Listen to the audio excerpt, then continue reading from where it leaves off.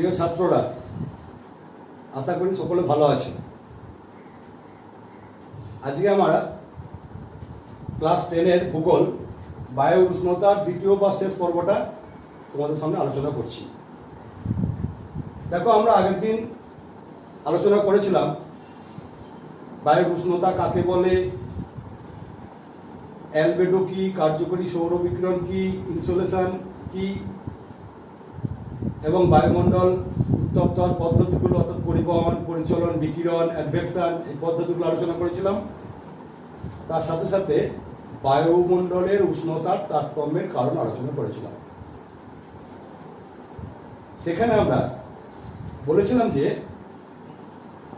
উচ্চতা বৃদ্ধি পেলে, বিশেষ করে ট্রপোস্ফিয়ারে উচ্চতা বৃদ্ধি পেলে উষ্ণতা হ্রাস পায়, এটা স্বাভাবিক অবস্থা। কিন্তু আমি সেদিনই বলেছিলাম যে কোনো কোনো ক্ষেত্রে বিপরীত অবস্থা দেখা যায়, যেটাকে বলা হয় বৈপরীত্য উত্তাপ। বৈপরীত্য উত্তাপ।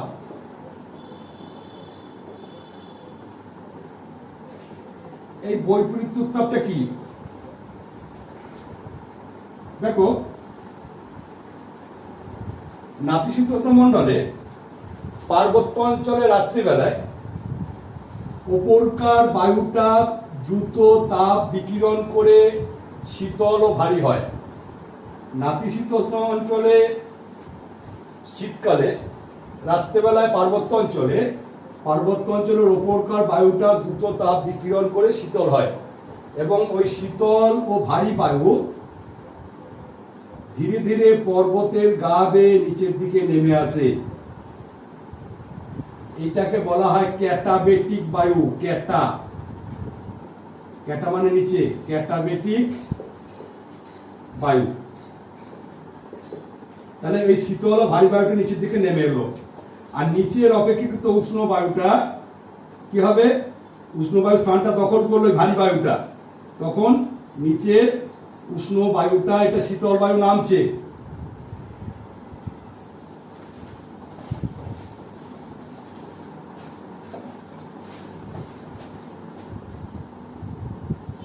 শীতল ও ভারী বায়ুটা নামছে, শীতল বায়ু এটা নামছে, দিয়ে নিচে এসে উষ্ণ বায়ু স্থানটা দখল করলো। আর উপরে নিচের উষ্ণ বায়ুটা অপেক্ষাকৃত হালকা বলে সেটা তখন ওপর দিকে উঠে যায়। এই ওপর দিকে যে উঠে যাচ্ছে, এইটাকে বলা হচ্ছে অ্যানাবেটিক বায়ু। অ্যানাবেটিক বায়ু। এর ফলে কি হচ্ছে? নিচের অংশ অপেক্ষা উপরের অংশ তাপমাত্রা কম হচ্ছে, নিচের উষ্ণতা বেড়ে যাচ্ছে আর উপরের উষ্ণতা কমে যাচ্ছে। এই অবস্থাটাকে বলা হয় বৈপরীত্য উত্তাপ। সেই জন্য তোমরা দেখে থাকবে, হয়তো পার্বত্য অঞ্চলে দেখবে বাড়িঘরগুলো একদম পর্বতের পাদদেশে না হয়ে যারা বসবাস করে তাদের বাড়িঘরগুলো একটু উঁচুর দিকে হয়, উঁচু অংশে হয়, কারণ সেখানকার তাপমাত্রা তুলনামূলকভাবে বেশি থাকে। এবং এই সমস্ত অঞ্চলেই, পার্বত্য উপত্যকাতেই চাষাবাদ বা পর্যটন শিল্প বিকাশ লাভ করে। তাহলে এই গেল আমাদের বৈপরীত্য উত্তাপ, অর্থাৎ উত্তাপের বিপরীত অবস্থা। আবার বলছি, স্বাভাবিক অবস্থায় উচ্চতা বাড়লে উষ্ণতা কমে, কিন্তু কোনো কোনো ক্ষেত্রে উচ্চতা বাড়লে উষ্ণতা না কমে উষ্ণতা বেড়ে যায়। এই বিপরীত অবস্থা কি বলা হচ্ছে? বৈপরীত্য উত্তাপ। কিভাবে হয়? আবার বলছি, যে নাতিশীতোষ্ণ অঞ্চলে, পার্বত্য উপত্যকায় শীতকালে রাত্রেবেলায় ওপরকার বায়ুটা শীতল ও ঘনীভূত হয় দ্রুত তাপ বিকিরণ করে, এবং শীতল ও ভারী বায়ু পর্বতের গা বেয়ে ধীরে ধীরে নিচের দিকে নামতে থাকে। এই বায়ুটাকে বলা হয় ক্যাটাবেটিক বায়ু, দিয়ে পর্বতের পাদদেশে নেমে সেই জায়গাটা দখল করে। আর পর্বতের পাদদেশের অপেক্ষাকৃত উষ্ণ বায়ুটা হালকা বলে সে আবার পর্বতের গা বেয়ে ওপর দিকে উঠে যায়। একে বলা হয় অ্যানাবেটিক বায়ু। এর ফলে নিচের উষ্ণতা কম এবং উপরের উষ্ণতা বেশি হয়, কারণ নিচে শীতল বায়ু আছে, উষ্ণতা কম, আর উপরে উষ্ণ বায়ু চলে গেছে, উষ্ণতা বেড়ে যায়। এটাই হলো বৈপরীত্য উত্তাপ। এরপর আমরা যেটা আলোচনা করব সেটা হচ্ছে তাপমণ্ডল। তাপমণ্ডলটা কি? পৃথিবীর তাপমণ্ডল, পৃথিবীর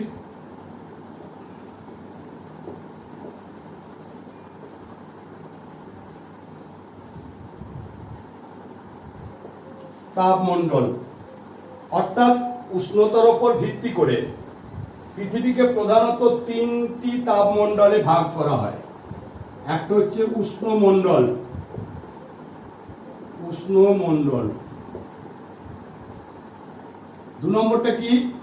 এটা 1 নম্বর। 2 নম্বরটা কি? নাতিশীতোষ্ণ মণ্ডল।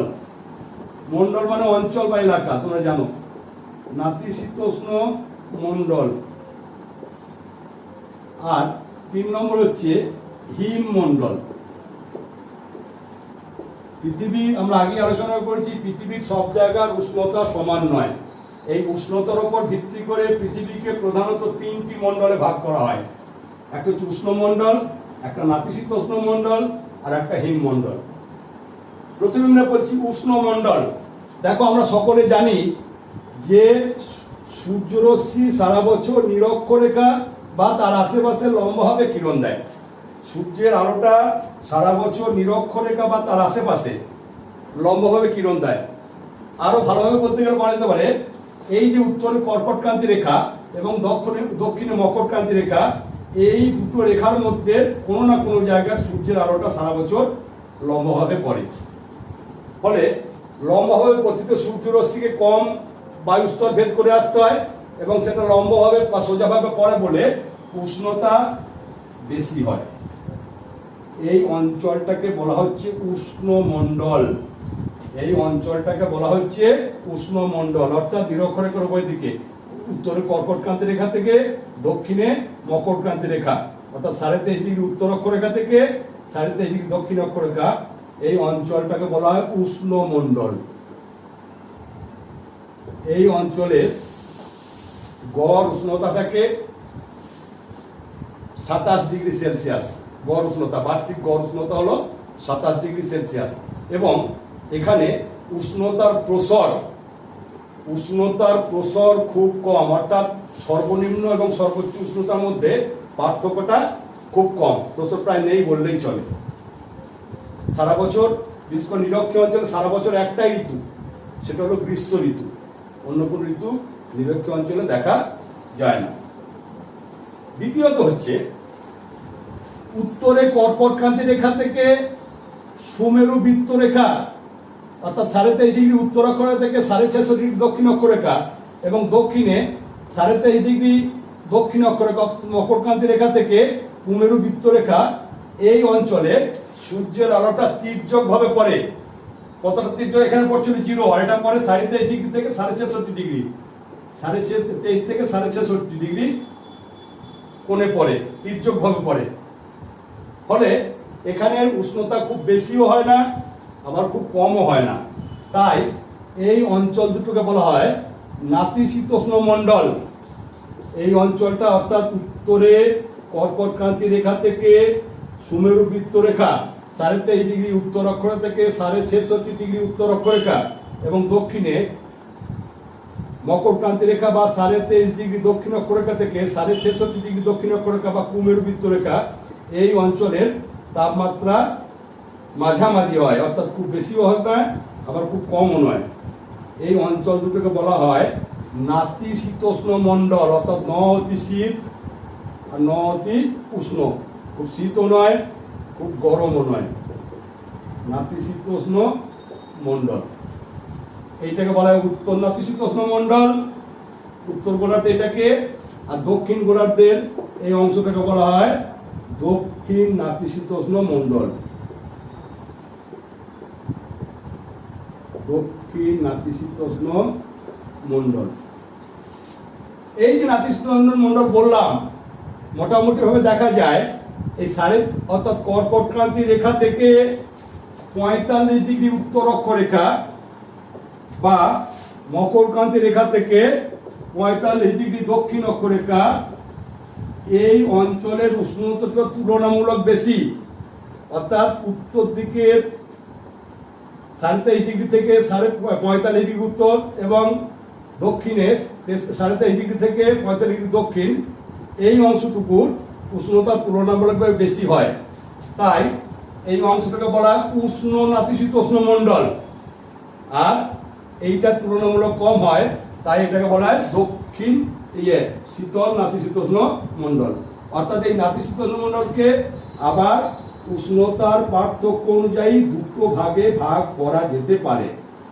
একটা হচ্ছে উষ্ণ নাতিশীতোষ্ণ মণ্ডল, শীতোষ্ণ মণ্ডল, আর এইটাকে বলা হচ্ছে শীতল নাতিশীতোষ্ণ মণ্ডল।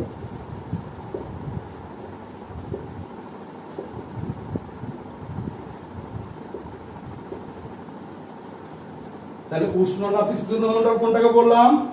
উত্তর গোলার্ধে 23.5 ডিগ্রি উত্তর অক্ষরেখা থেকে 45 ডিগ্রি উত্তর অক্ষরেখা, আর দক্ষিণ গোলার্ধে 23.5 ডিগ্রি দক্ষিণ অক্ষরেখা থেকে 45 ডিগ্রি দক্ষিণ অক্ষরেখা, এই অংশটা তাপমাত্রা তুলনামূলক বেশি। সেই জন্য এই উত্তর উষ্ণ নাতিশীতোষ্ণ মণ্ডল, এটা হচ্ছে দক্ষিণ উষ্ণ নাতিশীতোষ্ণ মণ্ডল। আর এইটাকে বলছি 45 ডিগ্রি উত্তর থেকে 6.5 ডিগ্রি উত্তর বা 45 ডিগ্রি দক্ষিণ থেকে 6.5 ডিগ্রি দক্ষিণ, এখানে তাপমাত্রা তুলনামূলক কম, তাই এই অংশটাকে বলছি শীতল নাতিশীতোষ্ণ মণ্ডল। এটাও শীতল নাতিশীতোষ্ণ মণ্ডল। উত্তর দিকটা হচ্ছে উত্তর শীতল নাতিশীতোষ্ণ মণ্ডল, আর দক্ষিণটা হচ্ছে দক্ষিণ শীতল নাতিশীতোষ্ণ মণ্ডল। অর্থাৎ নাতিশীতোষ্ণ মণ্ডলকে আমরা দুটো ভাগে ভাগ করলাম। এবার এই নাতিশীতোষ্ণ মণ্ডলের বৈশিষ্ট্য কি না, এই অঞ্চলের গড় উষ্ণতা থাকে 0 ডিগ্রি থেকে 27 ডিগ্রি সেলসিয়াস, 0 থেকে 27 ডিগ্রি সেলসিয়াস গড় উষ্ণতা। আর কি না, এখানে সূর্যরশ্মি তীর্যকভাবে অপেক্ষাকৃত তীর্যকভাবে পড়ে, ফলে উষ্ণতা খুব বেশিও হয় না এবং খুব কম হয় না। 3 নম্বর কি না, এই অঞ্চলে উষ্ণতার প্রসর খুব বেশি। উষ্ণতার প্রসর তোমরা আগেও বলেছি, আবার বলছি, অর্থাৎ সর্বোচ্চ উষ্ণতা এবং সর্বনিম্ন উষ্ণতার যে পার্থক্য, সেটাকে বলা হয় উষ্ণতার প্রসর। এই বার্ষিক উষ্ণতার প্রসর খুব বেশি। নেক্সট হচ্ছে হিমমণ্ডল। দেখো এই যে 6.5 ডিগ্রি উত্তর থেকে 90 ডিগ্রি উত্তর সুমেরু বিন্দু এবং দক্ষিণেও 6.5 ডিগ্রি দক্ষিণ, অর্থাৎ কুমেরু বৃত্ত থেকে 90 ডিগ্রি দক্ষিণ কুমেরু বিন্দু, এই অঞ্চলটায় সূর্যরশ্মি অতি তীর্যকভাবে পড়ে। এই অঞ্চলটা সূর্যরশ্মি অতি তীর্যকভাবে পড়ে, ফলে এখানকার তাপমাত্রা প্রায় বেশিরভাগ সময় হিমাঙ্কের নিচে থাকে, তাই এটাকে বলা হয় হিমমণ্ডল। হিমমণ্ডল, এটা হচ্ছে উত্তর হিমমণ্ডল, আর এটা হলো দক্ষিণ হিমমণ্ডল। হিম মানে শীতল, ঠান্ডা, বরফ। ঠিক আছে, তাহলে আমরা প্রধানত পৃথিবীকে 3টি তাপমণ্ডলে ভাগ করতে পারি। একটা হচ্ছে উষ্ণমণ্ডল, যেটা নিরক্ষরেখার উভয় পাশে কর্কটক্রান্তি থেকে মকরক্রান্তি রেখা পর্যন্ত বিস্তৃত, কর্কটক্রান্তি রেখা থেকে সুমেরু বৃত্ত এবং মকরক্রান্তি রেখা থেকে কুমেরু বৃত্ত, তাপমাত্রা মাঝামাঝি নাতিশীতোষ্ণ মণ্ডল। আর সুমেরু বৃত্তের পর থেকে সুমেরু বিন্দু বা কুমেরু বৃত্তের পর থেকে কুমেরু বিন্দু, এই অংশের তাপমাত্রা যেহেতু সূর্যরশ্মি অতি তীর্যকভাবে পড়ছে, খুব কম, সেই জন্য এটাকে বলছি আমরা হিমমণ্ডল। এই হিমমণ্ডলের বৈশিষ্ট্যগুলো হলো যে হিমমণ্ডলে সূর্যরশ্মি অতি তীর্যকভাবে পড়ে, অর্থাৎ সূর্যের যখন উত্তরায়ণ ঘটে সেখানে তাপমাত্রা কিছুটা বাড়ে, কিন্তু তখন দক্ষিণ হিমমণ্ডলে তাপমাত্রা একদম কমে যায়।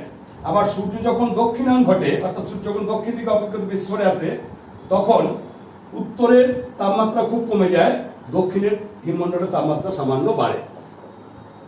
আর কি, এই অঞ্চলে উষ্ণতার প্রসর খুব বেশি, বার্ষিক উষ্ণতার প্রসর খুব বেশি, আর এখানে দিন রাত্রির দৈর্ঘ্য খুব বেশি।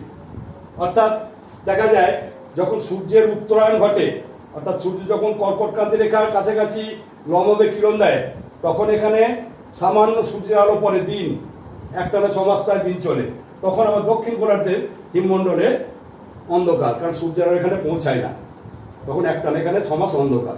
আবার যখন সূর্য দক্ষিণায়ন ঘটে, অর্থাৎ মকরক্রান্তি রেখার কাছাকাছি এসে লম্বভাবে কিরণ দেয়, তখন এইখানে তাপমাত্রা কিছুটা বেড়ে যায়, তখন এখানে একটানা 6 মাস দিন হয়, কিন্তু উত্তর হিমমণ্ডলের তাপমাত্রা সূর্যের আলো পৌঁছায় না বলে অন্ধকার থাকে, একটানা 6 মাস রাত হয়। মোটামুটি এই হলো পৃথিবীর তাপমণ্ডলগুলির একটা আলোচনা। এইবার আমরা যেটা আলোচনা করব সেটা হচ্ছে গ্রিন হাউস। তোমরা অনেকেই শুনে থাকবে green house gas, green house gas. Green house কথাটা সম্পর্কে অনেকেই তোমরা পরিচিত। এই গ্রিন হাউসটা কি জিনিস বলি।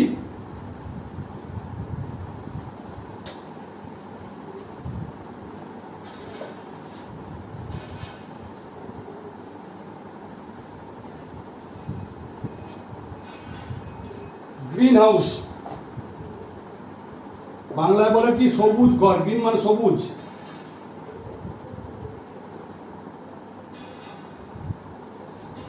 শীত প্রধান অঞ্চলে, খুব শীত যে অঞ্চলে, সেখানে কি করা হয়, কাঁচের বা পলিথিন দিয়ে ঘর তৈরি করা হয়। কাঁচের বা পলিথিনের ঘর, কাঁচের বা পলিথিনের ঘর, কাঁচের ঘর। আমরা আগে আলোচনা করেছিলাম, যখন সূর্যরশ্মি আসে পৃথিবীর বুকে, যখন আসে তখন সেটা আসে ক্ষুদ্র তরঙ্গ রূপে, এবং ওই ক্ষুদ্র তরঙ্গ রূপে সূর্যরশ্মিটা এই কাঁচ ভেদ করে বা পলিথিন ভেদ করে এই ঘরের মধ্যে প্রবেশ করতে পারে। কিন্তু সূর্যরশ্মি যখন ফিরে যায়, অর্থাৎ তাপটা যখন বিকৃত হয়, তখন সেটা দীর্ঘ বা বৃহৎ তরঙ্গ রূপে ফিরে যায়। ফলে সমস্ত তাপটা এই কাঁচ ভেদ করে বা পলিথিন ভেদ করে ফিরে যেতে পারে না। অর্থাৎ তাপটা যখন আসছে, শোষণ করছে, সম্পূর্ণ তাপটা ক্ষুদ্র তরঙ্গ রূপে প্রবেশ করছে কাঁচের ঘরে, কিন্তু কাঁচের ঘর থেকে তাপটা বিকৃত হওয়ার সময় যেহেতু দীর্ঘ তরঙ্গ রূপে বিকৃত হচ্ছে, সেই জন্য সেই তাপটা সম্পূর্ণটা ফিরে যেতে পারে না। ফলে এই কাঁচের ঘরের উষ্ণতা কিছুটা বেড়ে যায়। এবং আলো তো পাচ্ছি, তোমরা আগেই বলেছি, কাঁচ ভেদ করে আলো আসছে, পলিথিন ভেদ করে আলো আসছে, ফলে এই মধ্যে চাষাবাদ করা হয়, উষ্ণতা বাড়িয়ে চাষাবাদ করা হয়। এটা হলো গ্রিন হাউস। ঠিক একইভাবে কতগুলো গ্যাস আছে, যেমন কার্বন ডাই অক্সাইড, মিথেন CH4, N2,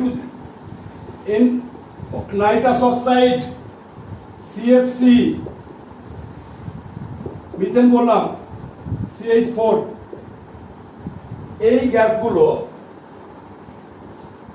পৃথিবীর নিম্ন স্তরের বায়ুমণ্ডলে একটা কাঁচ বা পলিথিনের মতো আস্তরণের সৃষ্টি করছে।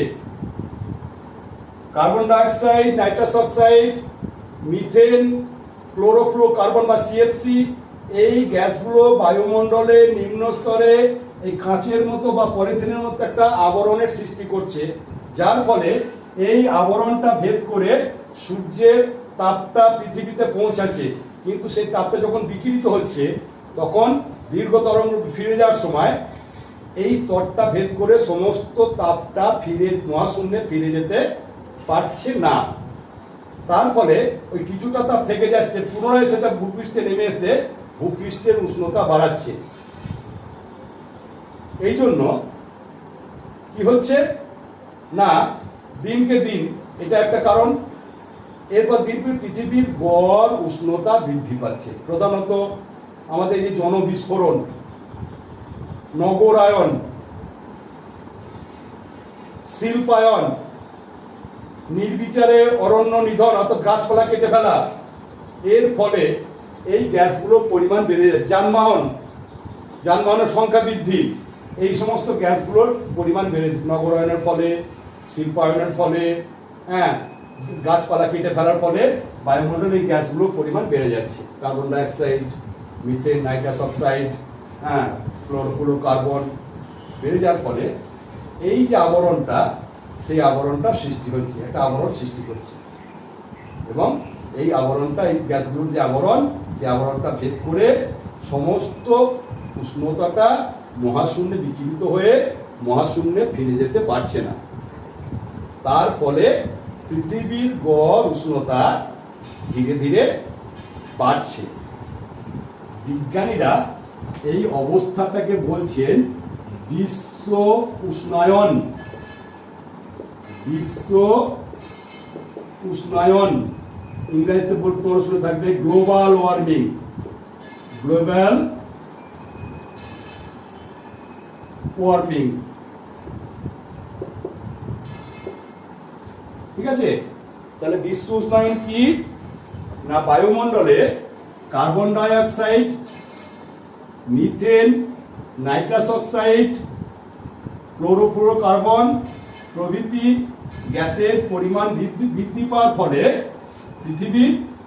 সেইগুলো পৃথিবীর নিম্ন বায়ুমণ্ডলে একটা আবরণের সৃষ্টি করছে কাচের মতো, এবং সেই আবরণ ভেদ করে সমস্ত সূর্যালোকটা ক্ষুদ্র তরঙ্গ রূপে এলেও বিকৃত হওয়ার সময় দীর্ঘ তরঙ্গ রূপে যেহেতু বিকৃত হয়, সমস্ত তাপটা মহাশূন্যে ফিরে যেতে পারছে না। তার ফলে পৃথিবীর গড় উষ্ণতা ক্রমাগত বেড়ে চলেছে। এই অবস্থাটিকে বলা হয় বিশ্ব উষ্ণায়ন বা গ্লোবাল ওয়ার্মিং। তাহলে গ্রিন হাউস জিনিসটা বোঝা গেল।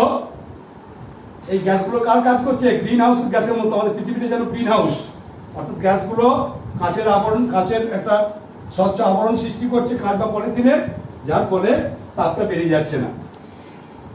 এরপর হচ্ছে তোমাদের এই যে বিশ্ব উষ্ণায়ন, বিশ্ব উষ্ণায়নের প্রভাব, বিশ্ব উষ্ণায়নের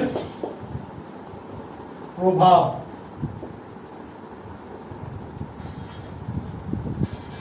এক নম্বর কি হচ্ছে না, হিমবাহের গলন।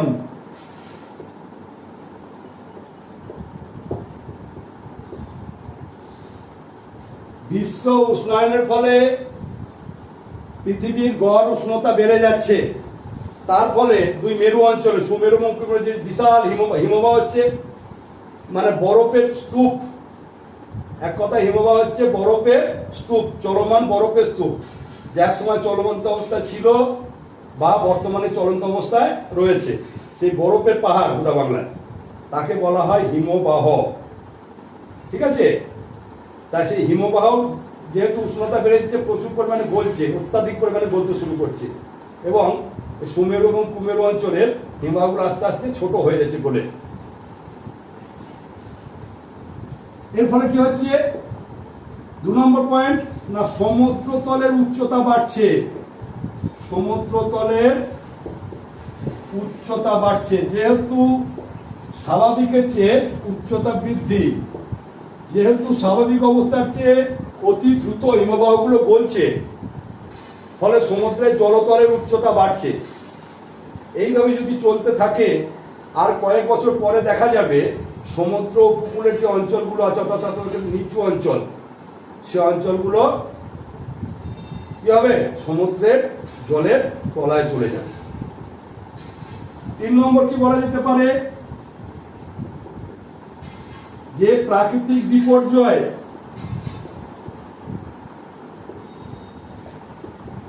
বিশ্ব উষ্ণায়নের ফলে কোনো কোনো জায়গায় দেখা যাচ্ছে জলবায়ু স্বাভাবিক পরিবর্তন হয়ে যাচ্ছে, যে কোনো বার দেখা যাচ্ছে অত্যাধিক বৃষ্টিপাত, বন্যার সৃষ্টি হচ্ছে, আর কোনো বার বৃষ্টিপাত একদম হচ্ছে না, অর্থাৎ খরার সৃষ্টি হচ্ছে।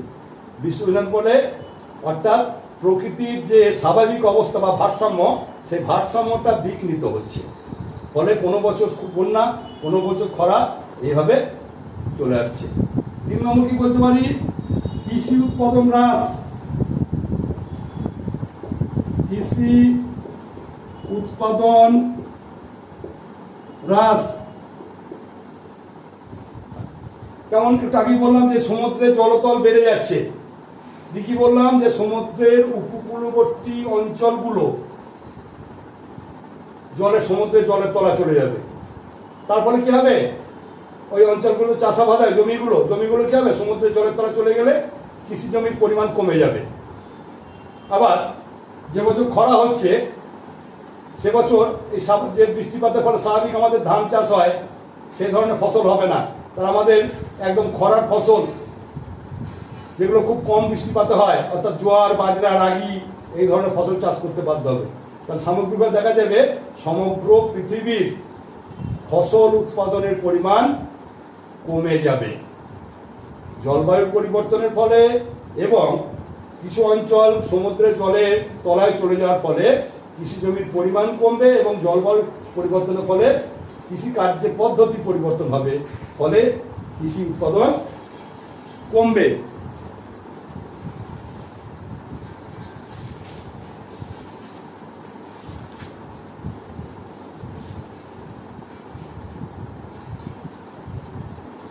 এগুলি হচ্ছে তোমাদের বিশ্ব উষ্ণায়নের প্রভাব।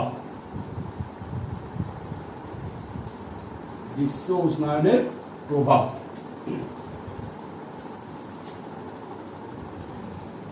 এবার একটা তোমরা দেখে থাকবে প্রায়ই টিকা জাতীয় পরে, এল নিনো আর লা নিনা। এল নিনো আর লা নিনা। এল নিনো, এই এল নিনো হচ্ছে একটা স্প্যানীয় শব্দ, স্প্যানিশ ওয়ার্ড, যার অর্থ হলো শিশু খ্রিস্ট। শিশু, চাইল্ড ক্রাইস্ট, চাইল্ড ক্রাইস্ট। এল নিনো স্প্যানীয় ওয়ার্ড, স্প্যানিশ ওয়ার্ড, স্প্যানীয় শব্দ, শিশু খ্রিস্ট। এল নিনোটা কি? তাহলে তোমাদের একটু, আমার কাছে পৃথিবীর মানচিত্রটা নেই, দক্ষিণ আমেরিকার মানচিত্র আছে। এই মানচিত্রটা যাও এই করলে বুঝতে পারবে। এই যে দেখো, দক্ষিণ আমেরিকার পশ্চিম উপকূল, যেখানে রয়েছে প্রশান্ত মহাসাগর, হয় কি এই দক্ষিণ আমেরিকায় যে কুমেরু, এই কুমেরু অঞ্চলের শীতল স্রোত এই দক্ষিণ আমেরিকার পশ্চিম উপকূল দিয়ে দক্ষিণ থেকে উত্তর দিকে প্রবাহিত হয়। এখানে রয়েছে দেখো চিলি, দেখতে পেয়েছো তোমরা চিলি। এখানে রয়েছে পেরু, এই যে পেরু, পেরু উপকূল, পেরু একটা দেশ যারা এদের লিমা। ইকুয়েডর, ইকুয়েডর রাজধানী হচ্ছে কুইটো। অর্থাৎ স্বাভাবিক অবস্থায় প্রশান্ত মহাসাগরের পশ্চিম উপকূল দিয়ে দক্ষিণ থেকে উত্তর দিকে শীতল জলের স্রোত প্রবাহিত হয়। এই স্রোতটার নাম হচ্ছে, পেরু উপকূল দিয়ে যায় বলে নাম হচ্ছে পেরু স্রোত, বা আর একটা নাম আছে, তার নাম হচ্ছে হ্যামবোল্ড স্রোত। হ্যামবোল্ড, হয় জাফলা আকার বা হয় আকার, অনেকে লেখে হ্যামবোল্ড স্রোত। তাহলে স্বাভাবিক অবস্থায় চিলি, পেরু, ইকুয়েডর উপকূল দিয়ে শীতল স্রোত প্রবাহিত হয়। শীতল স্রোতটাই দক্ষিণের কুমেরু অঞ্চল থেকে আসে, দিয়ে আস্তে আস্তে এসে এই নিরক্ষীয় অঞ্চল এখানে উষ্ণ স্রোতের সাথে মেশে। এই যে বিষুবৃত্ত উষ্ণ স্রোতের সাথে মেশে নিরক্ষীয় অঞ্চল। কিন্তু কোনো কোনো বছর, বিশেষ করে 2 থেকে 7 বছর অন্তর দেখা যায় কি, ডিসেম্বরের শেষ দিকে, বড়দিনের কাছাকাছি সময়ে এই শীতল স্রোতের পরিবর্তে নিরক্ষীয় অঞ্চল থেকে উষ্ণ জলের স্রোত উত্তর থেকে দক্ষিণে প্রবাহিত হয়। আমি আগে কি বলেছিলাম যে এইখান থেকে শীতল জলের স্রোতটা দক্ষিণ থেকে উত্তর দিকে যাচ্ছে, পেরু স্রোত বা হ্যামবোল্ড স্রোত, এটা স্বাভাবিক অবস্থা। কিন্তু কোনো কোনো বার দেখা যায়, মানে 2 থেকে 7 বছর অন্তর এই অঞ্চলের ওপর দিয়ে এই নিরক্ষীয় অঞ্চলের উষ্ণ জলের স্রোত দক্ষিণ থেকে উত্তর দিকে বয়ে যায়। এর ফলে কি হয়, এই যে এই স্রোতটা বয়ে যাচ্ছে, অর্থাৎ উষ্ণ জলের স্রোত, ফলে এই অঞ্চলের প্রচন্ড ঝড়, বৃষ্টি, বন্যা ইত্যাদির সৃষ্টি হয়। আর এই অবস্থাটাকে বলা হয় এল নিনো। এই অবস্থাটাকে বলা হয় এল নিনো। তাহলে এল নিনো কি না, বলতে হবে স্বাভাবিক অবস্থায় দক্ষিণ আমেরিকার পশ্চিম উপকূল বরাবর দক্ষিণ থেকে উত্তরে যে শীতল স্রোত, পেরু স্রোত বা হ্যামবোল্ড স্রোত নামে শীতল স্রোত প্রবাহিত হয়। কিন্তু 2 থেকে 7 বছর অন্তর ওই অঞ্চলের উপর দিয়ে শীতল স্রোত প্রবাহিত না হয়ে উত্তর দিকে নিরক্ষীয় অঞ্চল থেকে উষ্ণ জলের স্রোত দক্ষিণ দিকে প্রবাহিত হচ্ছে, অর্থাৎ বিপরীত অবস্থার সৃষ্টি হচ্ছে। একেই বলা হয় এল নিনো। এই এল নিনোর প্রভাবে যে বছর এল নিনো হয় সে বছর এই অঞ্চলটা অর্থাৎ পেরু, চিলি, ইকুয়েডর এই সমস্ত অঞ্চলের প্রাকৃতিক ঝড় ঝঞ্ঝা, বিপর্যয়, বন্যা ইত্যাদির অবস্থা সৃষ্টি হয়। আর আমাদের দেশে ভারত, ইন্দোনেশিয়া, অস্ট্রেলিয়ার উত্তর দিক এই সমস্ত অঞ্চলে খরার সৃষ্টি হয়। অর্থাৎ এল নিনো বছরে এই অঞ্চলে বন্যা এবং ভারত, ইন্দোনেশিয়া, উত্তর অস্ট্রেলিয়া এই সমস্ত অঞ্চলে খরার সৃষ্টি হয়। ভারতে কেন খরা হচ্ছে? এল নিনো হলো তো তোমার এইখানে প্রশান্ত মহাসাগরের মানে দক্ষিণ আমেরিকার পশ্চিম উপকূলে, প্রশান্ত মহাসাগরের পূর্ব দিকে। কেন হলো না, এই এল নিনোর ফলে ক্রান্তীয় যে পূবালি জেট অর্থাৎ পূর্ব দিক থেকে যে জেট বায়ু তোমার ট্রপোস্ফিয়ারের ওপর দিয়ে প্রবাহিত হয় প্রবল বেগে, সেই পূবালি জেট দুর্বল হয়ে যায়।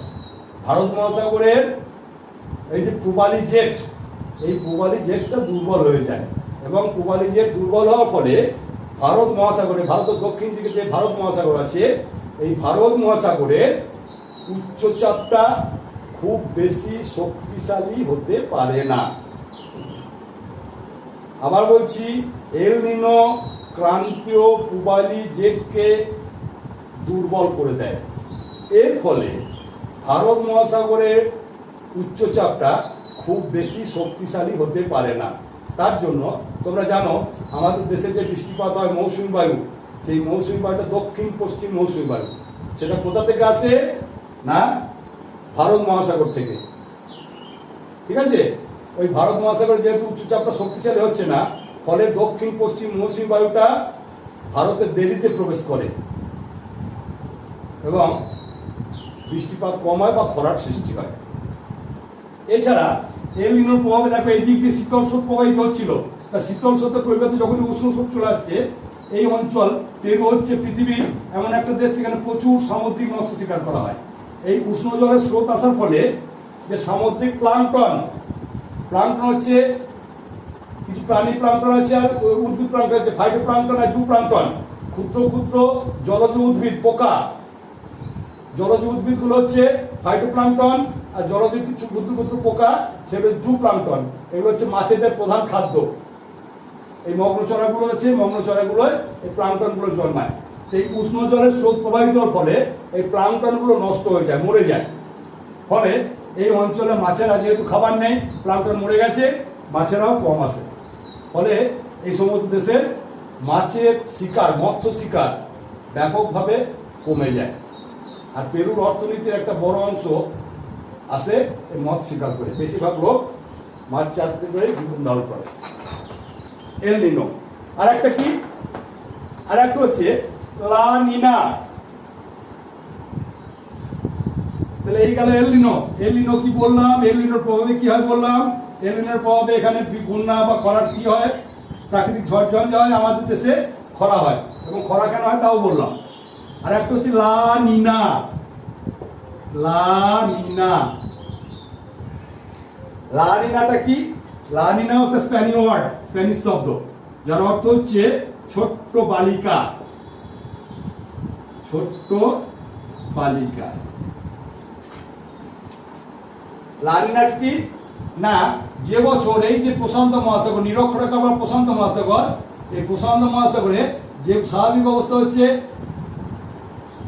যে বছর এই পূর্ব দিক থেকে পশ্চিম দিকে উষ্ণ জলের স্রোত প্রবাহিত হয়, যে বছর প্রশান্ত মহাসাগর উপর দিয়ে, নিরক্ষীয় অঞ্চলের প্রশান্ত মহাসাগর উপর দিয়ে নিরক্ষরেখা বরাবর পূর্ব দিক থেকে উষ্ণ জলের স্রোত প্রবাহিত হয়, সেই বছরটাকে বলা হয় লা নিনা।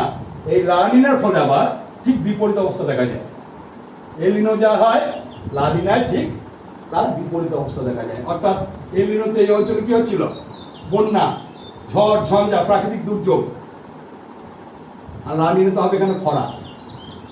এল নিনোতে আমাদের দেশে কি হচ্ছিল, ভারতে খরা। লা নিনা হলে আমাদের দেশে হবে বন্যা। অর্থাৎ এল নিনোর ঠিক বিপরীত অবস্থা হলো লা নিনা। এটাও এই 2 থেকে 7 বছর অন্তর দেখা যায় লা নিনাটা। আর যে বছর এল নিনো বা লা নিনা কিছুই হয় না, সেই বছরটাকে বলা হয় লা নাদা। লা নাদা অর্থাৎ কিছুই নয়। অর্থাৎ লা নাদা কথার অর্থ হলো কিছুই নয়, অর্থাৎ সে বছর সবকিছু স্বাভাবিক থাকে। হ্যাঁ, খরাও হয় না, আবার বন্যাও হয় না, স্বাভাবিক অবস্থা বজায় থাকে। এই মোটামুটি তোমাদের বায়ুমণ্ডলের উষ্ণতা সম্পর্কে যেটুকু ছিল আমরা 2 দিনে সেটুকু আলোচনা করলাম। আশা করি তোমরা সকলে এটা বুঝতে পেরেছো। এর পরবর্তীকালে এইখান থেকে যেটা আমাদের অ্যাসাইনমেন্ট, কিছু প্রশ্ন, যেমন একটা হচ্ছে যে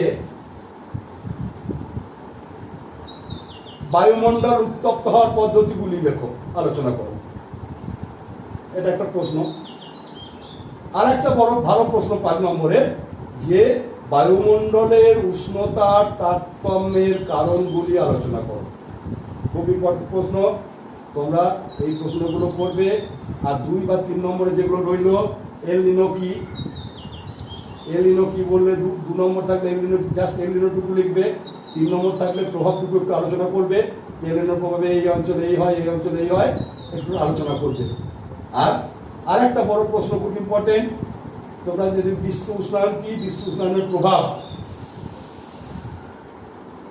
আর যেটা বলিনি একটা কথা, আমার বাদ চলে গেছে, যে যদি বলে প্রধান গ্রিন হাউস গ্যাস কোনটি, যোগ বুঝে লিখবে কার্বন ডাই অক্সাইড।